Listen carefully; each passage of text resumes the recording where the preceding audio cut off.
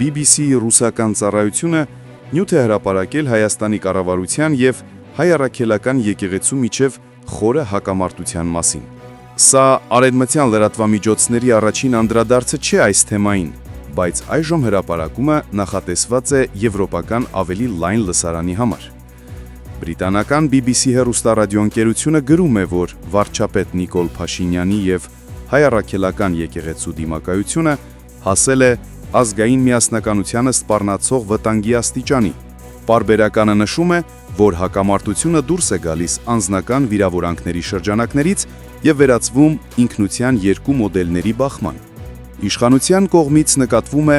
ազգային առանցքային խորհրդանիշների, այդ թվում Արարատ լեռան վերանայման ձգտում։ BBC-ն նշում է, որ այս քայլերը խորացնում են ներքին հակասությունները, իսկ եկեղեցին, մնալով ամենահեղինակավոր ինստիտուտը, դառնում է պահպանողական անդիմության կենտրոն։ Պարբերականի գնահատմամբ, պայքարը կարող է նոր պառակտման հանգեցնել ինչպես Հայաստանի ներսում, այնպես էլ Սփյուռքում։